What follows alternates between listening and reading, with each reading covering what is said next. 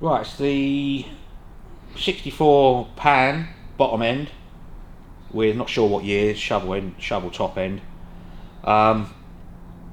It's come in for wet sampling, manifold leak, thread stripped in the magneto base, and a general check over. He said he wasn't sure about the push rods as well. So first things first, we've got to get the timing chest off to repair, because you don't want, when you drill this out, the hole there, thread's gone, yeah? Yeah. You don't want to get that, whatever's in there, down into the engine. Yeah. So pull the outer cover, take the cam out, release the pressure on the push rods, take the manifold off, probably have to take the exhaust off to get the oil pump off the back, so that needs rebuilding, and possibly have to take the brake off just to so we can get to everything, yeah? Okay. But that's basically it at the moment. So yeah, he said he thinks he's got a manifold leak, vacuum leak, wasn't sure about push rods, so yeah, just a general strip it down, see what we got, go from there, you know? Sounds good. Okay. Just randomly fucking rip the tape off, you know?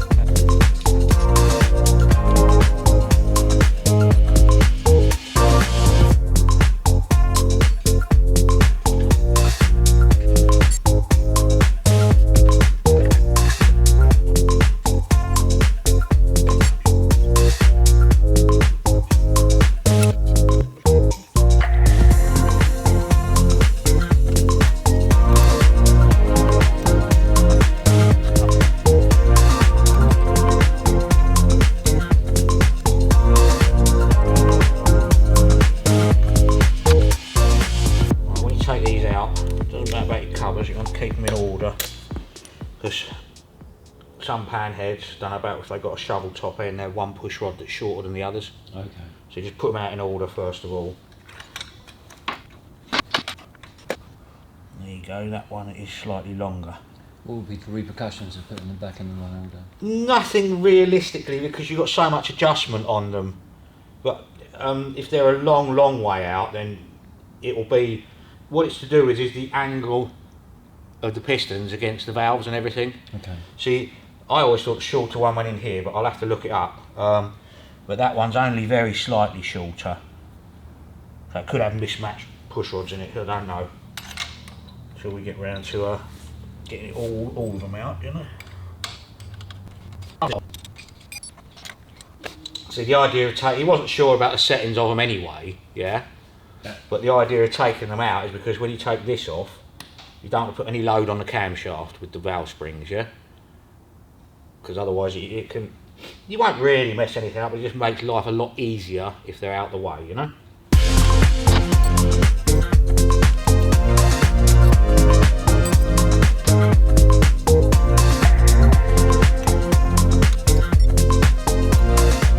These out of the way, right now we should be able to take our timing chest off.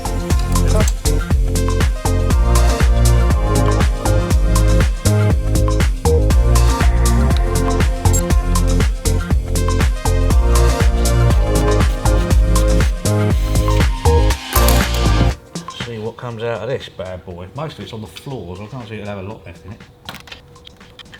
I don't think I've ever seen a motorbike leak as much oil as this. It's bloody amazing. Yep. So that's the idea of taking the push rods out. You've got no stress on the cam or anything, yeah? So if you want to wind that over now and line all your marks up, you can. It's totally irrelevant until we set it all up again, but so that's TDC, and that's timed up on the cam drive gear. Well, that's your scavenger, your port timer. You know, like on a 45, yeah.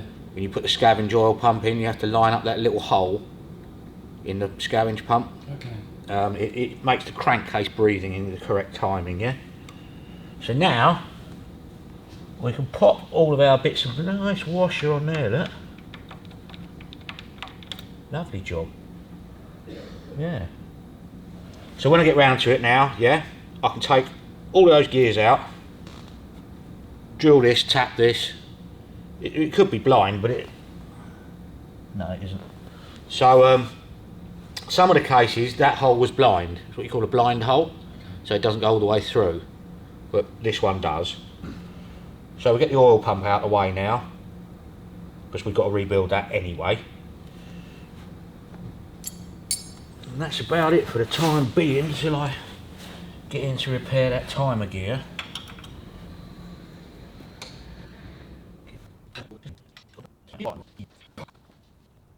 Yes, on the oil pump you've got a feed pipe, a return pipe, and that's your breather. Crankcase breather pipe back up to the oil tank.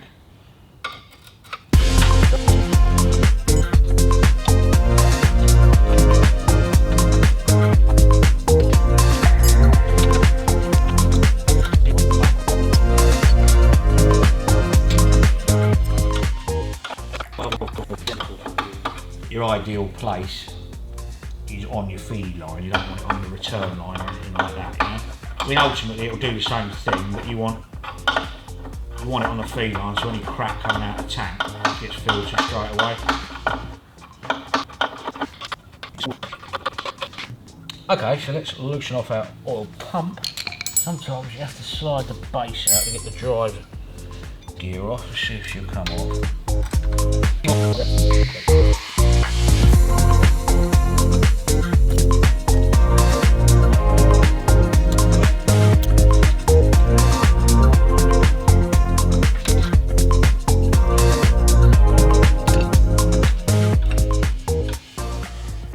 Outside of our oil pump.